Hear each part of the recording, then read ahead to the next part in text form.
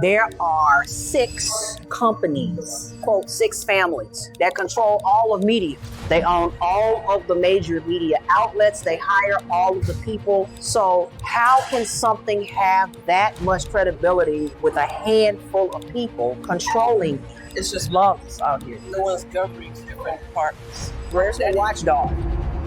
The biggest threat to our family community was the crime bill that was signed into law by Joe Biden, Hillary Clinton, and Bill Clinton. That's the biggest threat to the Black family. So basically, Black men, we are disruptors of social conditions. The powers that control the minds of our community are not gonna like it. They lock the door, we change the code. Yeah.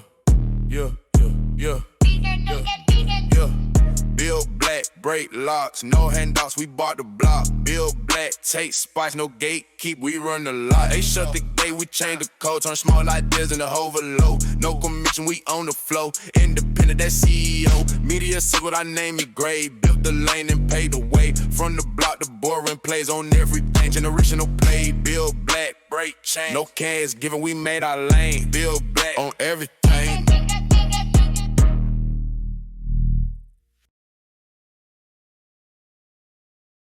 All right, so what do you all see as the next direction for Black on Demand? What do you see, Robin? Well, I see a lot of more content development. I want to have an understanding of where we are now, all of the projects that you have going, and I would really like for us to develop an identity for what we want our content to be. What do you mean by that? Well, in terms of, do we want to be just a very broad, because there's a lot of stuff out there. There's other networks and stuff that are doing all of the ratchet stuff. Yeah, like Zeus. Yeah. So do we want to be in that market, or do we want to have a little bit stronger mainstream, or I don't even know how to describe it, but What's the direction of what's the direction? What is it that we want to be? Well, that's kind of why we're here. What do we want our identity to be? What do you think? What do you think our identity should be? I can speak. Yeah. Based on the data of what's going on in the world, how the world is constantly shifting, there's a lot of unknowing, and we're having a constant pivot. America, as we know, is constantly changing. Based on what you were saying about the news, we don't have a news that's really telling us from our perspective of what's going on.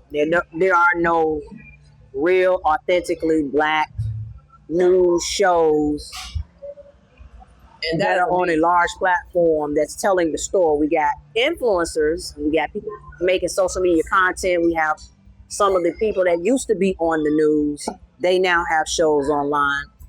But we don't have a real global news perspective that is that's explaining what's happening in the world from our perspective and how it affects us. Because I don't think anybody understands as a whole what the annexing of Greenland or the invading of Greenland, how that really impacts our community.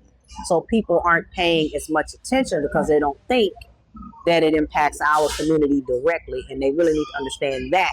What do the tariffs really mean to our community?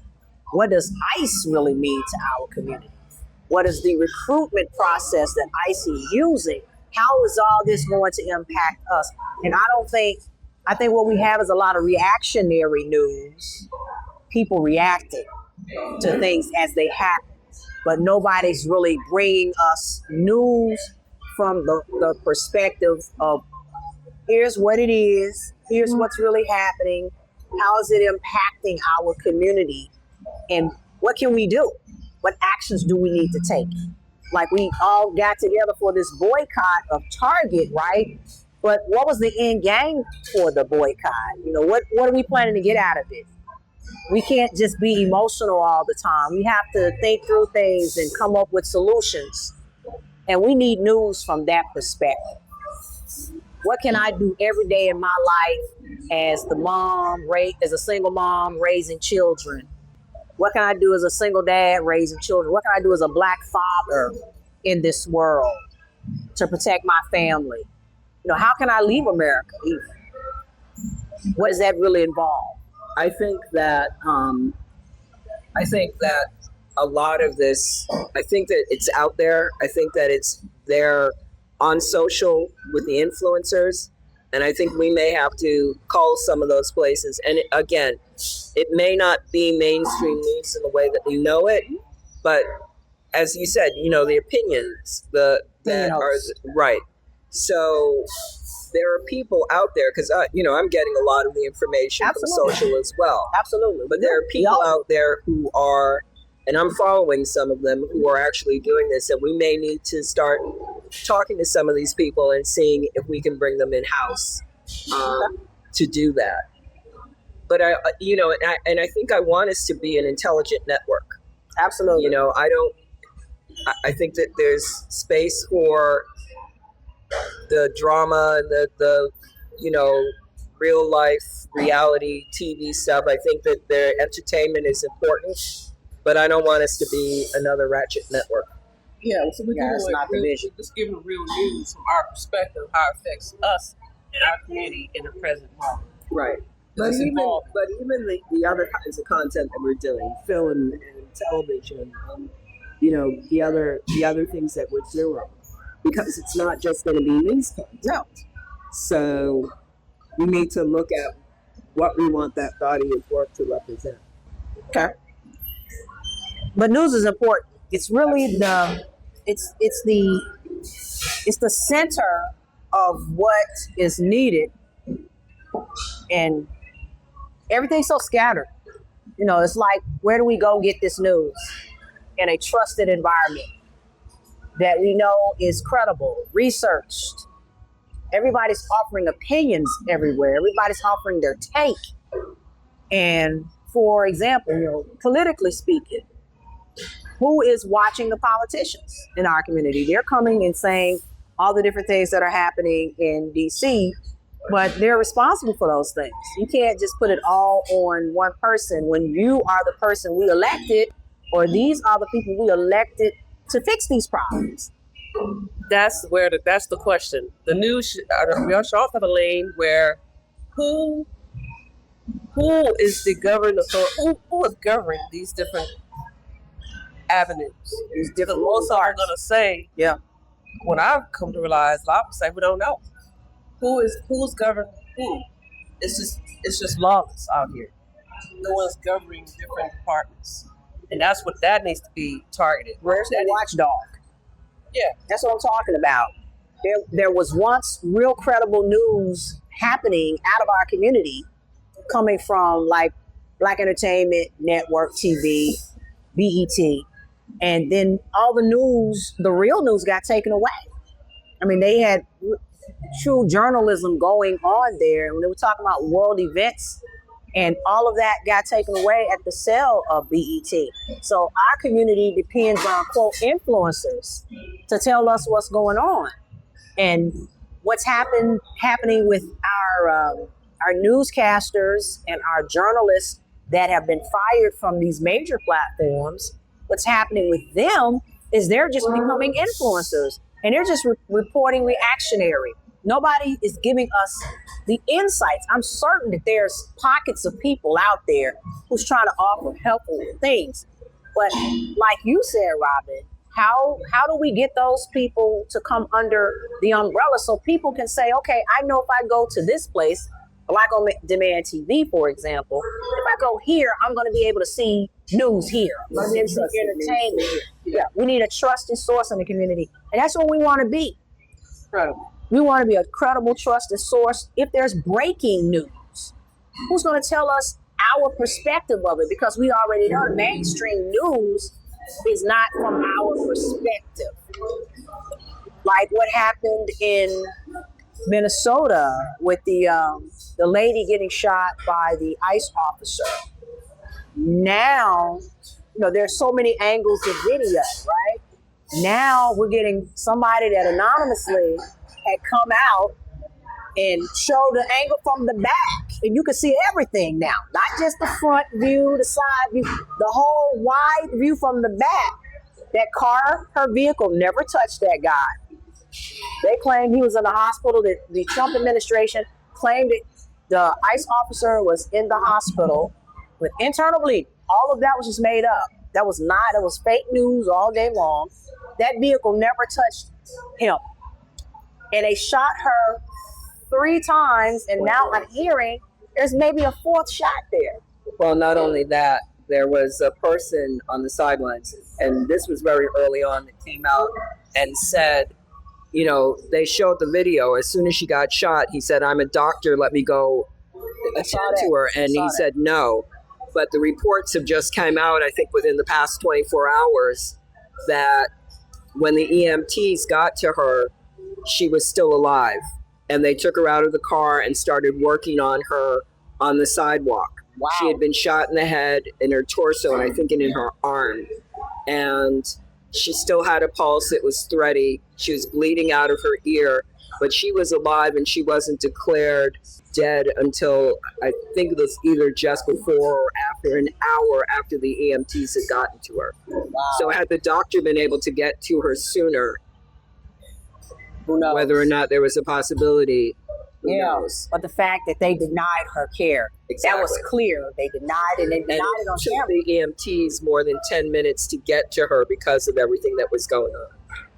10 or 15 minutes. So. Yeah. So, like, in reporting that from a real human standpoint, and really, what does this mean for our community? Because I don't think people even understand that during the Obama administration, the FBI did an official report that said that white supremacist groups had infiltrated law enforcement in this country. And so now we're hearing that the leader of the Proud Boys is a member of ICE now. There's several Proud Boys who are now ICE. So they are allowed to infiltrate ICE to the tune of $45,000 signing bonuses and making over $114,000 a year as an ICE agent. And a lot of the insurrectionists have also been added to the police rolls. Absolutely. So all these people who were part of January 6th. pardoned, the January 6th crew, are also now part of Law enforcement. So it's a real problem, and it does affect what we're going to do. So I agree with you. I think that we need to look at I think we need to go to the Black Journalists Association and see if there are people there who are actually working. I mean, would it be great to have Joy Reid? Sure. Would it be great to even Keith Boykin, having him there? But there are Black journalists who are working, and as we know, most of the major networks have let everybody go. Well, you want the real people that want to tell real news to not get be bought out or sold out. They really care. Well, I think that Our purpose. influencers who are bringing it are important because they are important, and they're speaking to the masses in the ways that make sense. I think that they're hitting the social, and that's where a lot of people are drawing information. But I also think that there's value in somebody with a journalism degree who knows how to get to the bottom and really find the truth. And there's a fundamental way of doing that, and you have to have the skills to do that and not just purely emotionally report things. And I'm concerned about some of our journalists that have been terminated that are now influencers for the most part. I think that's what a lot of them are doing because it's getting them views and it's getting them followers, and that's now their income source. So it's still the motivation behind it still to me is not purely intentional to be concerned about the community. It's still self-serving. Yeah. I'm doing this because I don't have a job now. I got fired, and this is my way of making money. And let me create some of the sensationalism that adds to the algorithm, bringing people in front of me also. But you do want people with credibility. You definitely want credibility. Yeah. Absolutely. So these are the things that we as executives at Black on Demand, these are the problems that we find ourselves asking ourselves every day, and questions of how do we solve this? How do we use this streaming platform for more than just entertainment, but also including entertainment. And how do we use it to really solve the problems of the community? Because less than 4% of media in America, all of it, Tyler Perry, everybody thrown together that we heard about, less than 4% of media is owned by Black people outright in this country. And that's absolutely unacceptable. You said less than 4%. Less than 4%. It's absolutely unacceptable. That includes Byron Allen, that includes Tyler Perry, that includes all the other Black people who are well known, and Kathy Hughes and all of that. Less than 4%. And the thing about it is TV1 is in big trouble. TV1 is truly institutionally still Black. However, it is publicly traded. It's publicly traded. So it's traded on the markets. But as a network, a television network, their radio stations are still doing okay. But their TV network it's for sale right now. That division is being sold off, and it's unbelievably low. The price is unbelievably low. So we're losing even that 4%. We're losing it. So how do we grassroots? Because this is a grassroots effort. If people don't support what we're doing, then we're just really gonna lose this game here in this country. Because this is a concerted effort to create an institution in our community, is what we're doing. And if people don't support this, then we're going to continue to lose weight. And the reason that's so important is because if we are not telling the story, who's going to tell it from our perspective? So the other piece of that for me is the historical perspective. Yes. So, there's been a proliferation of Black historical figures, Black historical stories, lots of people focusing on Black Wall Street because it's relevant. But a lot of the players whose stories have been lost, particularly in places like where we are now, Florida, Right. where Black history is being eliminated. And this is critical around the world. It's just as important for us to tell what's going on now, but it's also really important for us to continue to educate our people about the truth of what our histories are. And I think that those things are things that need to be shown as well. No question. In addition to, the stuff that the folks in the accelerator are doing now, the narratives about the Black businesses that are going on, the people who are, influencing communities, the culture of communities, the hidden histories. I think all of that is really part of, I think should be part of the vision, continue to be part of the vision. Because, one of the things that we've talked about from the beginning is being able to tell our stories and control the narrative. And I think that this does a good job of it. I also think that whatever films we do, and this doesn't have to be the end all and be all. I think that there's places with drama, reality, TV, and the funny ratchet stuff that lasts for a season or two. Right. But I think all of that needs to be part of that vision. Of course. Well, what we were saying earlier. So how the way it should be structured, we have credible, right? So one is fact check, right? So that'll be like I just did some questions. So you want like a news desk. So everything is fact check and credible.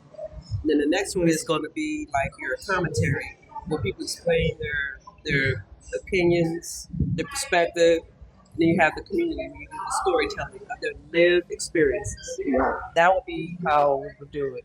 I think that's a good idea. And it's hard because you got the two news sources are, the biggest ones are AP and Reuters. I trust Reuters because it's global, and AP is, it's, I don't know how much I trust it anymore because there's so much trash out there. There's so much fake news out there. So this would be the pivot moment for a Black woman. The man gets the source nobody comes to for that.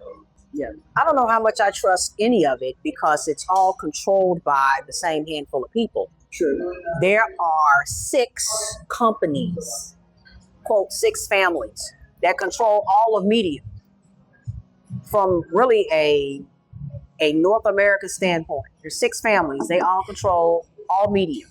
They own all of the major media outlets. They hire all of the people. So how can something have that much credibility with a handful of people controlling it?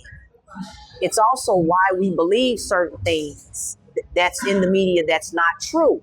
Like the notion that Black fathers are not involved in their children's lives at any large number. You know, that was a narrative that our community carried. We took that narrative and ran with it, and it ain't true at all.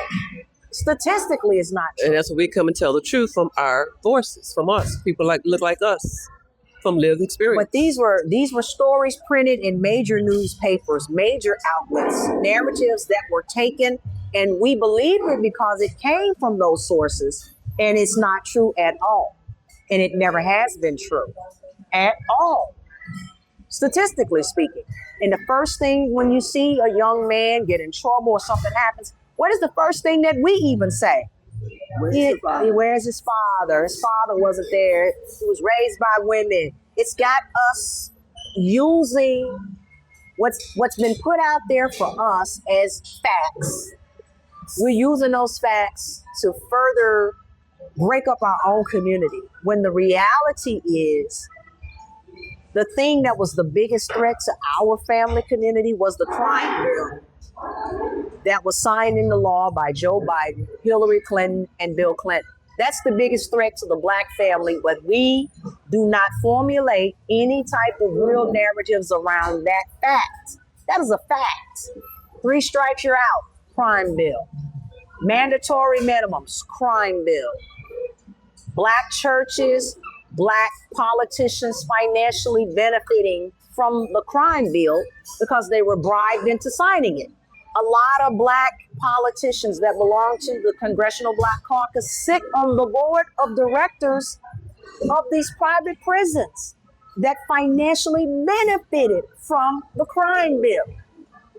Under President Biden took money earmarked for COVID relief, $30 million earmarked for COVID relief that should have gone into the Triple P program, but there was so much abuse. Black people were so busy talking about all the people we knew, Junebug and all of them who had abused the Triple P. But there were a lot of Black businesses who survived because of the Triple P. Stop building hype and start building Black. It's time to learn how much your hustle is truly worth. Hustle Worth is a free app designed to help you determine the exact value of your business or side hustle. Just answer a few questions, and our AI uses reliable valuation models used by top investment banks and venture capital firms. Get a clear understanding of exactly how much you could potentially cash out if you sold your brand today. It's a great way to see where you are and identify the exact gaps you need to fill to get to where you want to be. From side hustle to life-changing exit. That's the power of knowing your worth. Know your worth. Visit hustleworth.app and start building your legacy today. And President Biden took $30 million out of that money that should have gone towards COVID relief for businesses and Americans and put it into law enforcement in his first term. That's what we come and tell those stories. So we're blaming the wrong people for certain things. It's not that they're not at fault, but these narratives that are put out in our community is misinforming us, and we're mad at the wrong people sometimes. Because all of those billboards that went up, I don't know if anybody else noticed all the recruiting for police officers and shit that happened. Thank Joe Biden for that. Thank the original crime bill for that. And thank when he got back in office, he took $30 million and put it back into that money that really could have been going towards economic relief for businesses. So these are narratives that are a problem because they're reported to us and we just take it and run with it as facts, and they're not facts. And when we get facts sometimes because we like a person, we like Biden, we don't like a person. Trump, don't like Trump, we don't like Biden. We take something and just run with it as true. And it's not always true. So basically, Black on Demand, basically what we're all saying, what it represents is we are disruptor of social condition. Oh, 100%. That's what we are. 100%. That's we have been. That's what we were founded on anyway. That is what we were found. That's what we've been founded we've upon. been. Everything that's been told us is social condition. It is. It's imprinting on us. So then we are coming in. We're going to disrupt that. We're going to change this whole. Let people know you've been conditioned by false narratives. But we know people not gonna like it. So We know the powers that control the minds of our community are not gonna like it. So we got to do it. So we got to do it in an entertaining way. That's why we built it. We built it on entertainment so that we could eventually get to that. That's the whole point. Yeah. That's the only thing that attracts us is I do entertainment. see us getting targeted for this, but it's I think the people that would target us would be our own people though, because they just don't like us telling the truth. That'll come from our own community. Or they won't. But the beautiful thing about it is end-to-end infrastructure wise, we don't depend on anybody else for distribution. Even if Roku and all of the rest of them say no, we still own our streaming platform. We still have our own way of circumventing the mainstream, no matter what. It's also important for us to get global. We stream out globally, but we need to be in these countries where these people are aware of who we are. They want to know. Yeah. Like in Southeast Asia, for example. I think there's a love for our community in so many ways, and there's a respect for our community in so many ways. That's why there's this divisiveness between Asians and Blacks, and when something happens, there's always a way to try to divide those two groups from working together, and Latinx and so on and so forth. Like we're all divided over this ICE thing, and that we see the atrocities that are happening to other people. And some people are like giving it the finger because, oh, well, when the Black community needed the Latinx community, they weren't there for us. When the police were pulling us over, they weren't there for us, and all of this. All of this is intentional.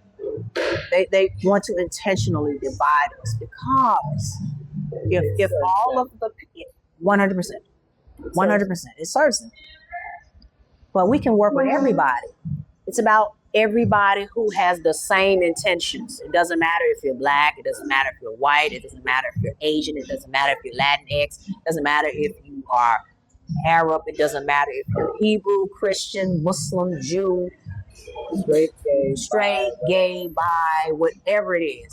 We can all work together for the common cause. But charity starts at home with us, and then it spreads abroad. Simple as that. So that's going to require a huge marketing campaign. I mean, word of mouth is a very powerful tool. I think we do a big job with socials and getting information out. That's the only way it's going to work, though. Yeah. If you take a marketing budget and throw it behind this, you run yourself out of business. Oh, yeah. That's why social media is so important, because it is now the new broadcast system. It is the way people find out about things. It is the way people spread the word. It is the way that people learn about you. And it is so inexpensive to use. This is why a lot of mainstream media, they are losing control over their audience for that reason. They still control the infrastructure, but they're losing a lot of audience because of social media. We have to capitalize. We have to find a way to capitalize utilizing social media to get our word out. Right, first. So let me ask you, just as well, not necessarily an aside, but are you seeing the people and programs that DoD has supported, carried, distributing? Are you seeing them identifying DoD on their social media? No. I think people devalue what we do because we're not NBC, ABC, all of that. And that's sad. That's because they're programmed to do that. We're programmed to do that about everything. When BET started, nobody paid any attention to BET until it was sanctioned by white America, quite frankly. Mm-hmm. Nobody paid attention to Bounce Network. Bounce Network was owned by Black people. Bounce TV had 2 shows. when they started. 2 shows, that's all they had on TV. 24 hours a day. It's like a couple of shows. And they started right here in Atlanta with, I don't know if they officially started here, but I know their offices were here in Atlanta. And they had 2 shows that streamed all day long. That's all they had. That's all the content they had. And you looked at Bounce, you was like, this is ratchet, this is raggedy. But I knew where they were going. And now they're connected to all connected TV devices as a part of Samsung's platform. Everywhere there's a Samsung TV, everywhere there's a Samsung phone, everywhere there's a Samsung device. Bounce TV, you can watch it. That's kind of the model we have. But nobody even knew who Bounce TV was then, and most people don't even know Bounce now. But they are a huge Black network. I think they're in the process of not necessarily being Black anymore, but they're huge. And they started the same way, very low key. One of the people that I take a lot of business advice from, his name is Gary Vaynerchuk.